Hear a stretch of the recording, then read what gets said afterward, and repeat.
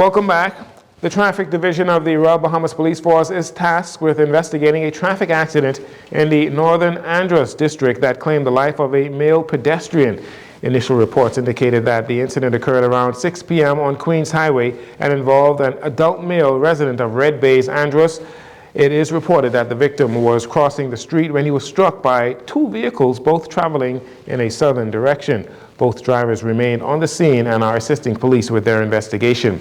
The victim was examined by a local doctor on the scene who pronounced him dead.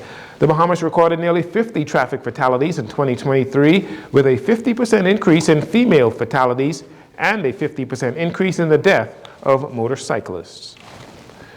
Police officers attached to the Fox Hill Division arrested two individuals following a firearm confiscation off Fox Hill Road. Police say on Monday around 11:30 a.m., officers acting on information proceeded to Davis Street. Upon their arrival, a vehicle search was conducted and two firearms containing ammunition were seized.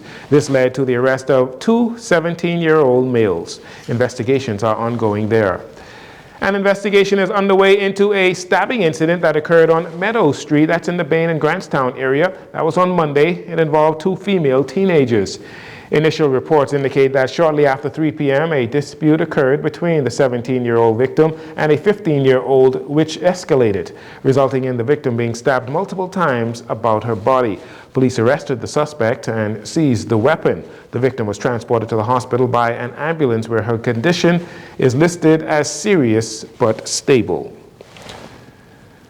An adult male has been apprehended and a stolen vehicle has been recovered by officers from Operation Ceasefire. Initial reports reveal that on Monday around 1 p.m., officers located a gold Nissan Tida license plate AQ0686 at a residence on Romer Street, Fox Hill, leading to the arrest of a 28-year-old male. This vehicle was stolen during an armed robbery incident in December. Investigations are ongoing there as well. Also on Monday, police recovered a second stolen vehicle that was taken during an armed robbery earlier in the day on Coral Harbor Road. Preliminary reports indicate that shortly after 7 a.m., a female was traveling in her Honda CR-V vehicle near the airport's roundabout when a white Japanese model vehicle rear-ended her.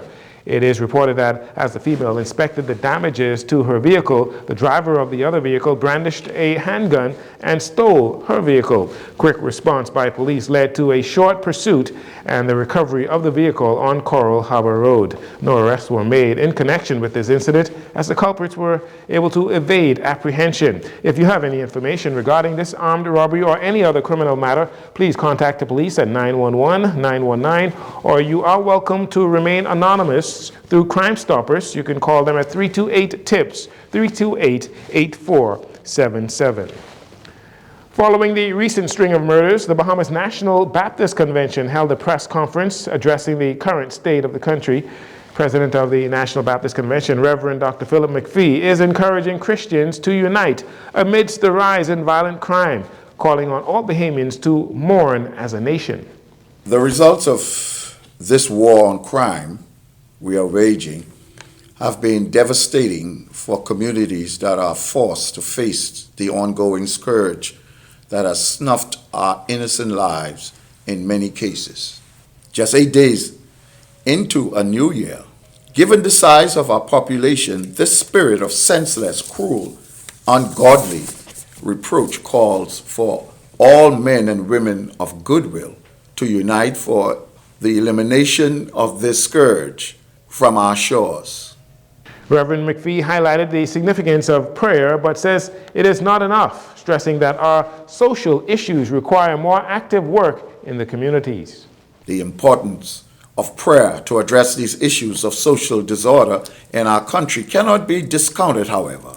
But there are things within the diameter of our human dimension that as citizens and members of this society we ought to consider. They go beyond a national day of prayer and call for us to re-engage righteousness and the muffled prophetic voices that have spoken over the years of these dire times. We must reappear with vital spiritual force. Reverend McPhee is also pushing Christian Bahamians to fight against the secular influences to help create a better society. We must fight to bring about positive changes among our society, within our churches, within our government, within our schools. Yes, we know there are those living on fringes of society, and that in itself has been a source of frustration. But spiritual prosperity is the foundation of our time. Reverend McPhee thanked Prime Minister Philip Davis, Police Commissioner Clayton Fernanda, and the Royal Bahamas Police Force for their efforts to reduce crime, encouraging all Bahamians to play your part in your communities. And finally, weeks after Minister of Works Clay Sweeting announced a $95 million road improvement project for the entire country for 2024, the Minister of Foreign Affairs, Fred Mitchell, is tackling complaints regarding the state of Family Island roads. Following a public meeting on Andros questioning roads paving initiatives, Mr. Mitchell is defending the Davis administration's efforts and attempting to shed some light on the situation. Just before the general election, the F&M rushed and issued a contract for the roads in South Andros. But what became clear once we got to office was they did not do the F&M sufficient due diligence on the ability of the contractor to complete the work up to standard. The legal entanglements which were required to cut that Guardian knot have finally, or maybe close to being done, and work should be commencing shortly to get the road done. As difficult as it seems, I keep saying government work proceeds like a ship in the ocean. It takes a long time to stop the ship, and it takes an even longer time to get it cranked up again. Money is also in short supply and doesn't grow on trees. So our leadership's job in South Andros is to get the facts, understand the facts, and explain the facts. South Andros will get the road. The MP is doing his job. He also touched on roadworks in North Long Island, explaining that the final pavings were supposed to be completed last year. However, the wrench in plans was again caused by contractual issues. The Ministry of Works had thought that they could have the final paving by October of the road done last year. And again, our predecessors, when they chose the contractor, did not do sufficient due diligence, and the work was not completed. It has again taken several long months to cut and disentangle the Gordian knot, and the minister is hoping to start some paving on the road shortly. Again, it's difficult to understand what life is, but it is what it is. This is not a deliberate slight at Long Island, but a valiant attempt to fix some mistakes which were made by our predecessors and get the road going again. As it stands, the road improvement program for New Providence is set to begin sometime this month. And that'll do it for your JCN Evening News. Once again, I'm Jarino Saunders. Thank you so much for joining us. This segment of the news has been brought to you by Sun Oil Limited.